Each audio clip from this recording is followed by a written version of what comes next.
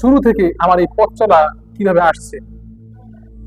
আমি একটা সময় নিয়মিত যখন উস্তাদদের কাছ থেকে শুনতাম যে ভালো করে লেখাপড়া করতে হবে, যখন শুনতাম যে আমাদেরকে ভালো করে লেখাপড়া করে বড় আলেম হতে হবে, এই জন্য আমরা নিয়মিত কিতাব মোতালা করে আমরা কিভাবে সুন্দরভাবে কিতাব মোতালা করে বড় আলেম হওয়া যায় এই চিন্তা আমরা সবসময় করতাম। প্রতিদিনের সবকটা ক্লাসে পড়ে ফেলতাম। ক্লাসে কিভাবে 1 নাম্বার 2 নাম্বার হওয়া যায়, ফার্স্ট কিভাবে হওয়া যায় এই চিন্তা আমরা করতাম। যার কারণে প্রতিদিন কোরআন এবং হাদিস কিভাবে সুন্দর করে আয়ত্ত করা যায় এই চিন্তা আমরা করতাম। কিন্তু একটা সময় এসে দেখলাম যখন যে আমাদের এই লেখাপড়া করার পাশাপাশি দিনের খেদমতকে যদি আমরা পৌঁছে দিতে চাই সর্বস্তরের মানুষের কাছে, ডাক্তার জাকির নায়েকের মতো, ডাক্তার মুফতি মেঘ দামাত বরকাতুহুমের মতো ওয়ার্ল্ড ওয়াইড বিশ্ব পর্যায়ে যদি আমরা এই দিনের খেদমতগুলোকে পৌঁছে দিতে চাই, তাহলে আমাদেরকে ভালো আলোচক হতে হবে। আমাদেরকে মিজানুর রহমান আজহারি দামাত বরকাতুহুমের মতো, আসিফ হুজুরের মতো, জুবাইর আহমদ তাশরিফের মতো, মুফতি আব্দুল মালিক দামাত বরকাতুহুমের মতো আমাদেরকেও এই ওয়াজের ময়দানে, আলোচনার ময়দানে অগ্রসর হতে হবে। তো একটা সময় যখন আমি দাওরা হাদিসের আগে, মুফতি পড়ার আগে দেখতাম অনেকে আমাদের সামনে উন্নতি করছে ধারাবাহিক আলোচনা করে, আমাদের মন চাইতো, কিন্তু তখন এদিকে আসি নাই, ওয়াজের ময়দানে তেমন একটা পদার্পণ করি নাই। কারণ চিন্তা করেন ছাত্র জামানায় এমনটা করলে হয়তো লেখাপড়ায় ব্যাঘাত সৃষ্টি হবে।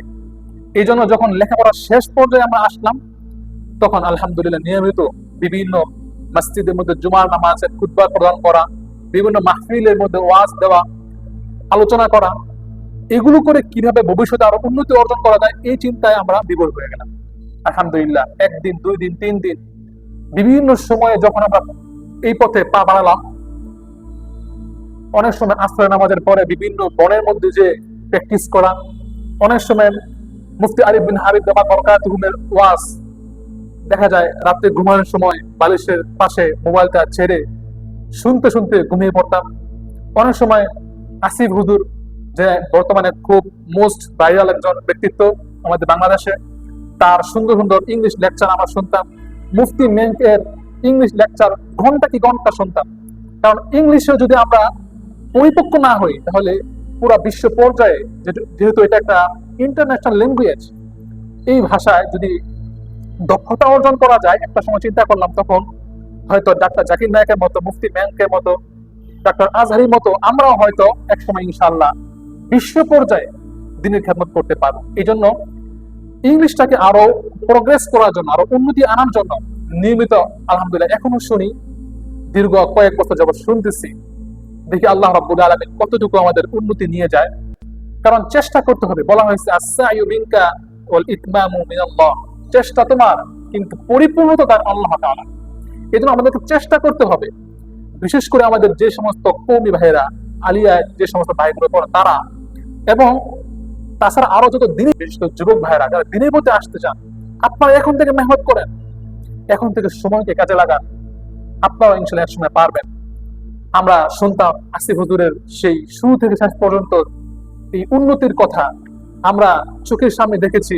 জুবাইর আহমদ তাশরিফের যে আমাদের একজন আলোচক আছেন, তার যে গ্রোথ, তার যে উন্নতি, প্রগ্রেস, এগুলোকে আমরা লক্ষ্য করতাম। আলহামদুলিল্লাহ এখনো করি, এখনো নিয়মতান্ত্রিক সময় পাইলেই তাদের আলোচনা শুনি, তারা কিভাবে সময়কে কাজে লাগিয়ে তাদের জীবনে এখন তারা সফলতা বয়ে এনেছেন, তারা তাদের লাইফে এখন সাকসেসফুল হয়েছেন, এগুলো আমরা দেখি। আলহামদুলিল্লাহ যেখানে সময় পাই, এখন আলহামদুলিল্লাহ জুমার নামাজে আমরা সময় দেই, জুমার খুতবা প্রদান করি, বিভিন্ন মাহফিলে যেখানেই পাই সেখানে মাহফিলের মধ্যে চলে যাই, যে কমিটির কাছ থেকে সময় চেয়ে চেয়ে আলোচনা করতাম একটা সময় ছিল।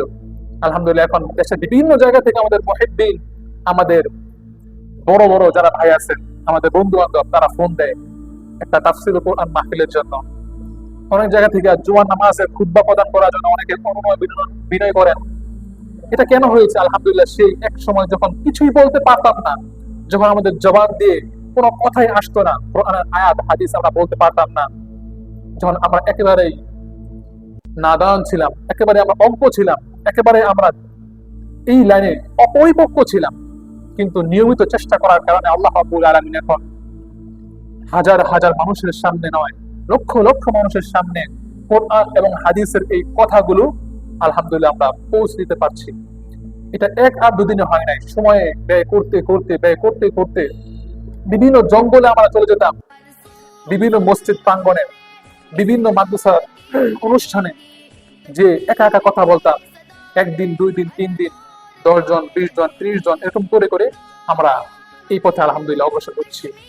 আল্লাহ রাব্বুল আলামিন যেন ভবিষ্যতে আমাদেরকে আরো কবুল করেন, এই পথে যেন আমাদেরকে আরো উন্নতি দান করেন। সকলের কাছে দোয়া কামনা করছি, সকলে আমাদের জন্য দোয়া করবেন, আল্লাহ রাব্বুল আলামিন যেন ভবিষ্যতে আরো কবুল করেন। আসসালামু আলাইকুম ওয়া রাহমাতুল্লাহি ওয়া বারাকাতুহু।